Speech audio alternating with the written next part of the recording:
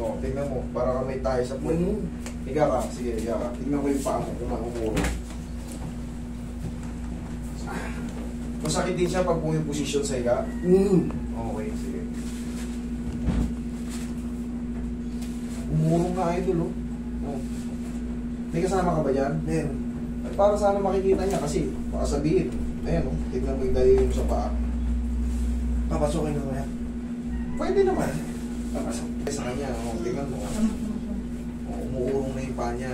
Ito, mabawas na. Kaya nakita mo yung lakad mo para kung may... Sige, diyan ka lang, diyan ka lang. Higa ka lang, higa ka lang. Yung lakad niya, nakita mo na kasi oh. Ayaw pa niya, pinipilit ko lang yan. Ayaw pa niya. Sabi ko, ano gusto mo, mabaldado ka? Pag malapit-lapit na to. Pagka namanhid na yung buong paa mo, hindi mo na maitatapak na maayos yan. Yari ka na. Yan ay malulungko ka na. Diba? Pero naayos mo naman yan. Posing, kabilang side. Ayan, tama yan. Pinilit ko pa yan. Shoot. Ay, unang lang maayos. Yan. Pinilit mo ba to? Oo, pinilit ko pa yan. Matinis yung talaga kasi Pilipino. Iniisip nito baka mawala pa eh. Pero hindi mo na mapapansin habang tumatagal, pasakit na ng pasakit.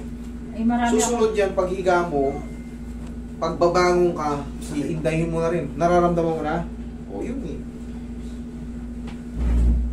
Huwag mo yung pagsawalang baka na ito, yung lakad nyo, ano na eh, apektado na eh, hindi na maganda yung lakad mo eh. Yung sabi ko sa kanya, sabi ko, pwede kang mabalda. Pag umiksi yung paa mo, mas malaki ang problema natin. Kabilang side. Sa susunod yan, pag sasakay ka sa motor, baka hindi mo na rin kayanin. Tsaka pag wala sa form yung ano nyo, yung head femur nyo, pag wala sa form yan, tapos pinipilit nyo maglakad, magkakaroon ng kuskusan yun, magkikreate ng friction, lalo lang masisira. Okay, relax. Napakain mo. Tingnan mo yung mga muscle spasm mo, mga magaw. Mga muscle mo. Ito. Pero pangkaraniwan na yan, palaging secondary yan. Pag may problema kayo sa mga joint, sigurado magre-reklamo yung mga muscle nyo. Massage mo muna ba? Relax lang muna. Kung wala naman na inhale-exhale ka nga. Inhale. Exhale. Kaya lang muna, huwag tatayo. Tatayo.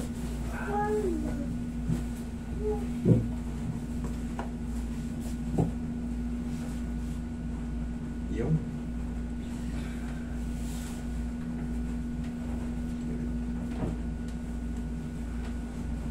Kung lalabas na.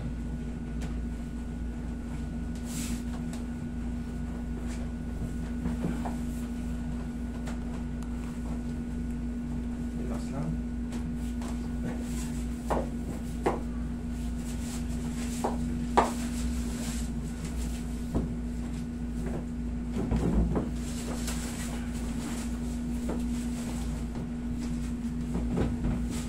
Last na to, bossing. Isa pa. Hindi tagilid lang. Isa pa ako napapansin.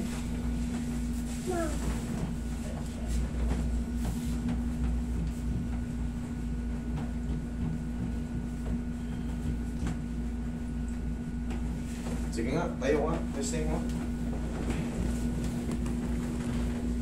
Nakad ka nga.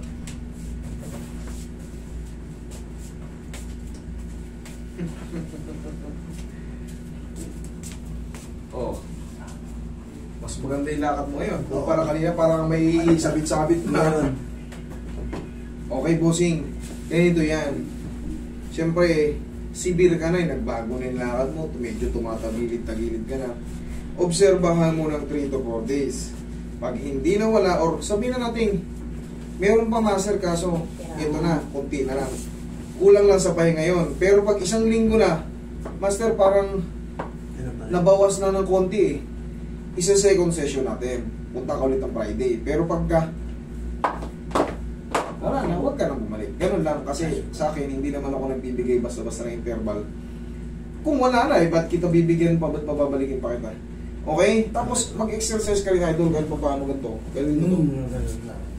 1, 2, 3. Kahit pa paano, ganyan. Stretchin nyo man lang yun. Yun.